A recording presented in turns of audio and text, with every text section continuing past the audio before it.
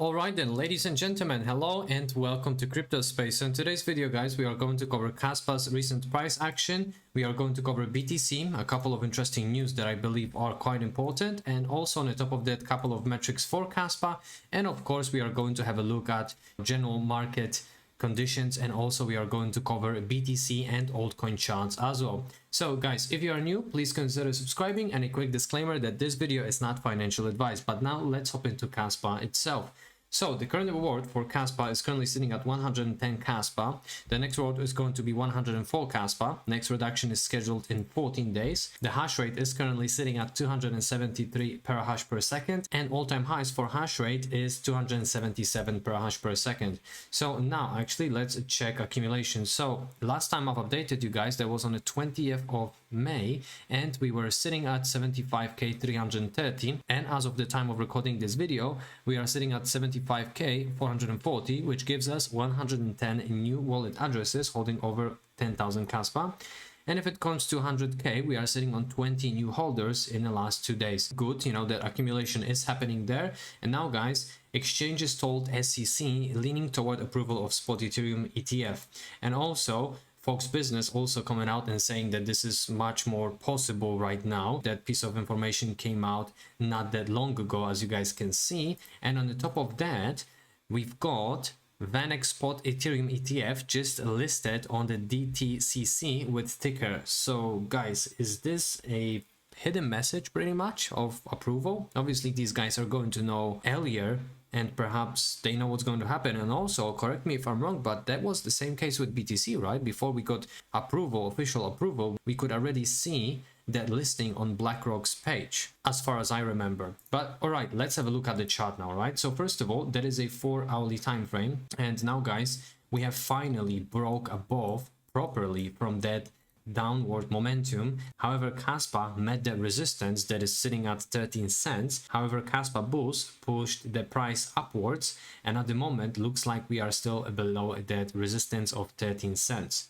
So let's actually have a look at the daily time frame, and let's see what we could potentially expect from a Kaspa. So if it comes to daily, we are technically already in that overbought territory on the daily for Kaspa. So if we are going to see the further dip, you know, I don't think this is a big deal. Definitely the bullish thing is that we have finally broke above that trend line. If we are going to look at the weekly time frame, guys, as you guys can see, this is something that I'm telling you about in every single video now, that we have experienced that bullish cross on stochastic RSI on a weekly time frame for Kaspa. So even if you guys are going to see some pullbacks on a daily, longer picture I believe is there, because what's going to happen, you know, most likely we are going to go, you know, towards upside for Kaspa. So I do believe that, you know, we are finally going to experience that breakout that we are all anticipating on a Kaspa. And now guys, let's actually throw a rainbow chart. So from the perspective of rainbow chart, we are holding quite strong. Yes, it is lower level of the rainbow chart, nevertheless it serves as a perfect support, and everything is still going according to the plan.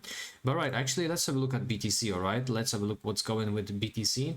So that is a weekly chart, and as you guys can see, pretty much same scenario over here. So stochastic RSI also flipped bullish on the weekly time frame for BTC. So of course that's going to take a while, but now what is on the horizon, in my eyes at least, is the fact that BTC is going to see the next further pump. Okay, let's actually switch on the daily time frame, and let's see what is going on daily for BTC. So we had this breakout out of that Wyckoff reaccumulation. However, we are retesting that level of 69k as a support at the moment. Well, as long as we are not going to dip below that level, I believe that's still bullish.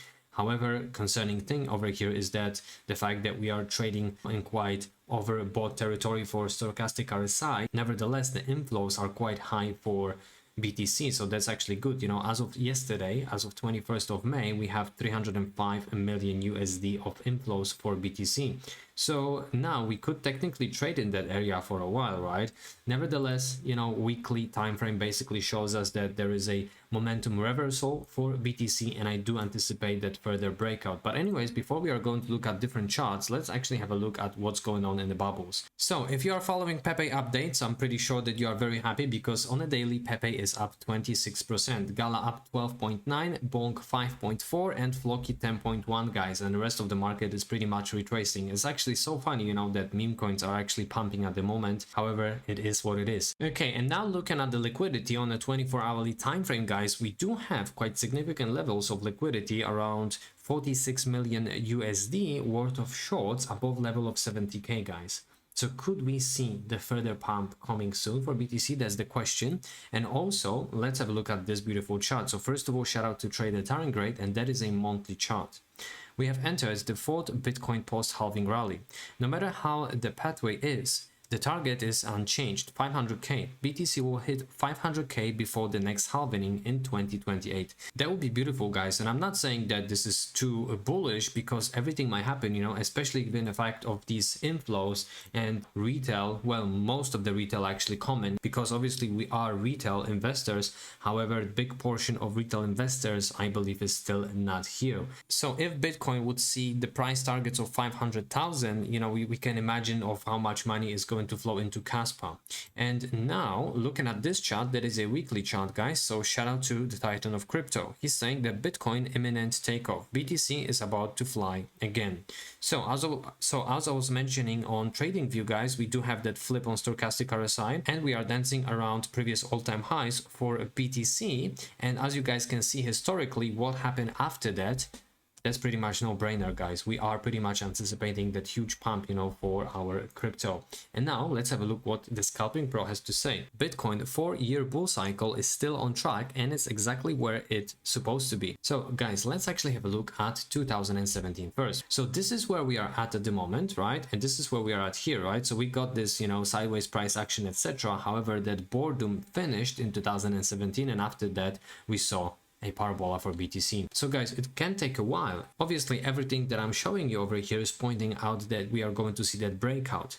However, we could technically still go sideways. Nevertheless, in my personal opinion, the probability of crypto going upwards from now on is definitely much higher than downwards. And now shout out to Crypto Pro. That is a total market cap that is excluding Bitcoin on the 2 weekly chart, guys. So one of the biggest alt seasons ahead. Weekends were shaken out, so let's move on. ETH ETF is apparently imminent. It's the mother of all our altcoins. We are not ready for what's coming. So guys, let's have a look. First of all, 2014, 2018. So that was our bear cycle, double bottom, whatever. The first breakout, and then obviously the shakeout, and then the pump, right? That was impulse wave 2.